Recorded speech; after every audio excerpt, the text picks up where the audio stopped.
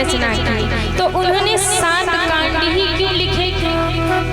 8 भी तो कर सकते थे, 9 भी कर सकते थे, नहीं तो 5 ही करते थे। उन्होंने 7 कांड ही क्यों गाए? किसी को पता है? कोई बता सकता है कि पूज्यपाद गोस्वामी तुलसीदास जी ने 7 ही कांड क्यों गाए? इसलिए गाए कि जब हमारे यहाँ कुछ अच्छा काम होता है ना, तो पंडित से मुहूर्त निकलवाते हैं, अच्छा काम हो रहा है, मुहूर्त निकालो। पर रामचरितमानस को पढ़ने के लिए आपको कोई मुहूर्त ना निकलवाना पड़े और सोमवार और गुरुवार ना देखना पड़े। आज सोमवार है तभी मैं रामचरितमानस पढ़ूंगा, आज शनिवार है तभी। जिस दिन आपका मन करे उस दिन पढ़ो, चाहे सोम को पढ़ो चाहे मंगल को, पर पढ़ो। और 7 दिन में एक भी दिन, किसी भी दिन पढ़िए, पर पढ़िए।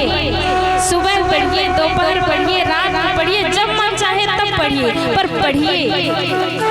ये उन्होंने नहीं लिखा कि आप 4 बजे रात से ही उठकर कथा को पढ़िए। रामचरितमानस को पढ़ने के लिए ब्रह्म मुहूर्त 4 बजे से है, 4 बजे से उठकर रामचरितमानस पढ़ना है, ऐसा रामचरितमानस में नहीं लिखा। जब आपका मन करे तब पढ़िए, पर पढ़िए जरूर, पढ़ना जरूरी है। और 7 दिन में कोई भी आपको दिन चुनने की आवश्यकता ना पड़े, इसलिए गोस्वामी जी ने 7 कांड गाए हैं कि जब आपका मन करे तब आप गाइए, पर गाइए भगवान की महिमा को। कहते हैं रामचरितमानस में 7 कांड लिखते हैं गोस्वामी जी। प्रारंभ में बाल कांड में 7 श्लोक गाए हैं। पहला श्लोक है जो सरस्वती माता और गणेश जी की वंदना करते हैं। क्या कहते हैं?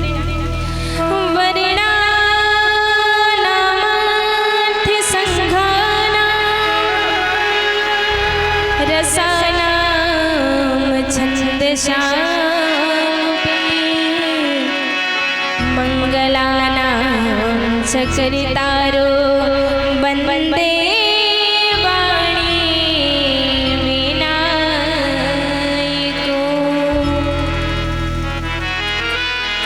एक ही श्लोक में गणेश जी की और सरस्वती माँ की वंदना कर दी, क्योंकि बोलने की कला कौन देती है? सरस्वती माता। और बुद्धि कौन देता है? गणेश भगवान। यदि बहुत किसी के पास बुद्धि है, किसी के पास बहुत बुद्धि है पर बोलते ही ना बने, तो उस बुद्धि का कोई मतलब है? और किसी से बहुत बोलना आ रहा है पर उसके पास बुद्धि नहीं, तो क्या बोलेगा? कुछ बोल पाएगा क्या? इसलिए गोस्वामी तुलसीदास जी ने एक ही श्लोक में माँ सरस्वती और गणेश जी की वंदना करते हैं कि हे माँ, मैं इस रामचरितमानस को लिखने जा रहा हूँ, इसलिए आप ऐसी कृपा करना कि मेरी बुद्धि भी ठीक रहे और मेरी बोलने की कला भी ठीक रहे। मैं बोल भी अच्छे से लूँ और लिख भी अच्छे से लूँ, और मेरे पास बुद्धि रहेगी तभी तो लिखूंगा ना। इसलिए गणेश जी की और सरस्वती माँ की वंदना करते हैं। दूसरे श्लोक में शंकर भगवान की वंदना करते हैं। क्या कहते हैं? भवानी शंकरो वंदे श्रद्धा विश्वासिरूपिणो याभ्यां विना न पश्यन्ते सिद्धे स्वान्ते स्थमेश्वरम्।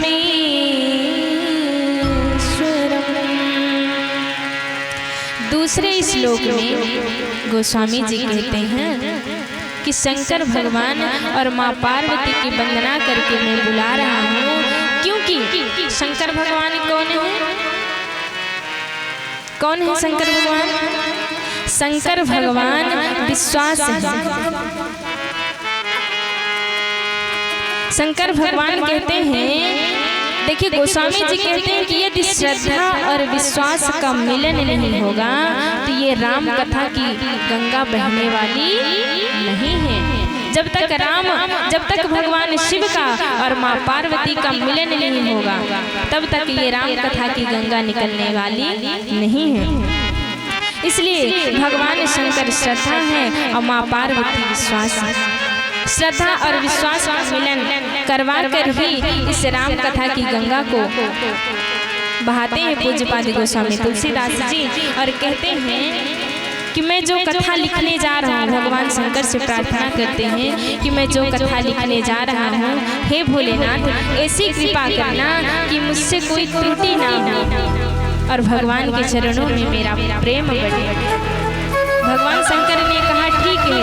और आपको बताएं कि जब पूज्यपाद गोस्वामी जी ने ये रामचरितमानस की रचना करना प्रारंभ किया ना, तो जब क्योंकि उन्होंने भी संस्कृत में लिखा, 7 दिनों तक रामचरितमानस को संस्कृत में लिखते रहे। सुबह से लेकर शाम तक, रात तक लिखते और जैसे ही बंद करके रख देते और सुबह देखते आगे लिखने के लिए, वो जितना लिखे रहते वो मिट जाता।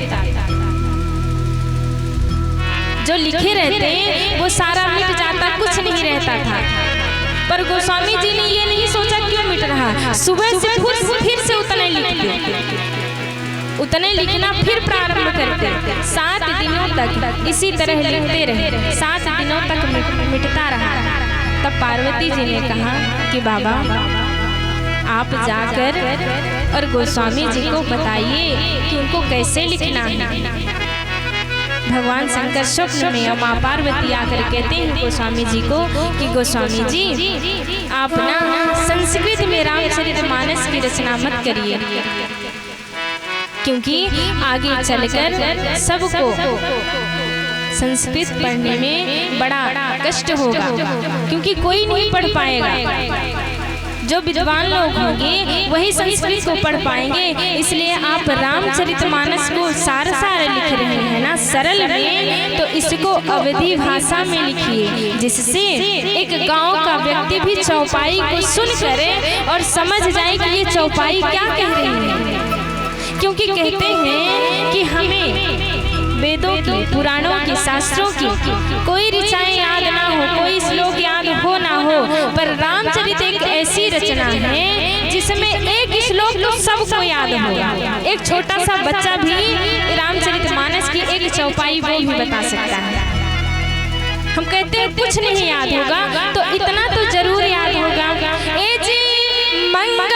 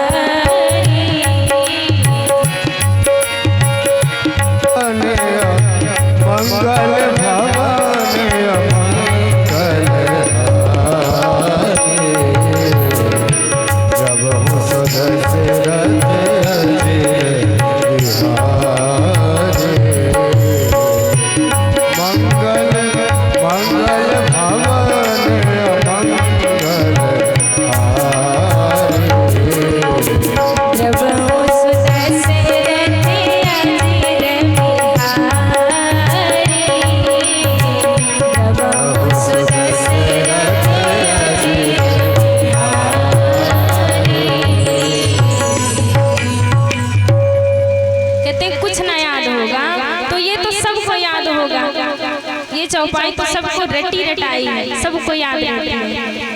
पर यदि किसी से भागवत के कोई श्लोक पूछ दिए जाएं तो किसी को याद है क्या? नहीं, क्योंकि उसका यदि आप अध्ययन करेंगे तभी आप बता सकते हैं। और रामचरितमानस को सुनने मात्र से ही आप सब कंठस्थ हो जाता है। यदि आप कथा को सुन रहे हो, चौपाइयाँ सुन रहे हो ना, आप सुनने मात्र से ही सारी चौपाइयाँ याद हो जाएं। राम मेरे राघव जी की इतनी बड़ी महिमा। देखिए तीसरे श्लोक में भगवान शंकर के जो सर पे चंद्रमा बैठे हैं ना, उनकी वंदना करते हैं। क्या कहते हैं? वंदे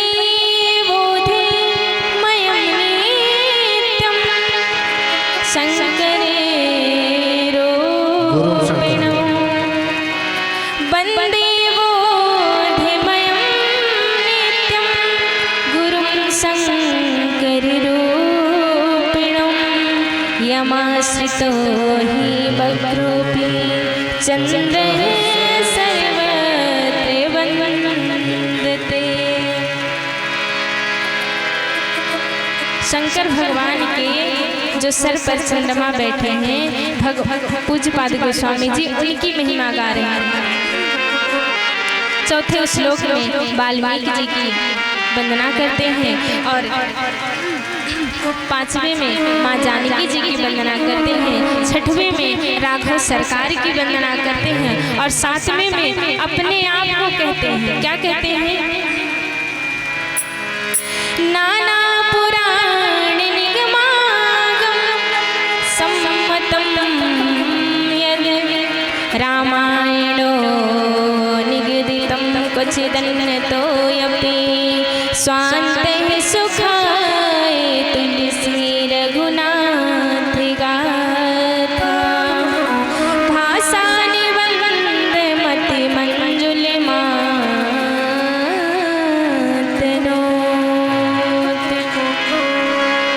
सातवें में अपने आप को कहते हैं कि मैं रामचरितमानस की रचना करने जा रहा हूँ।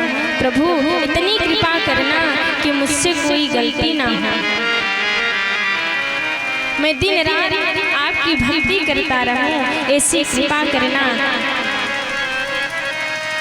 और श्लोक गाने के बाद पंचदेव की उपासना करते हैं। क्या कहते हैं?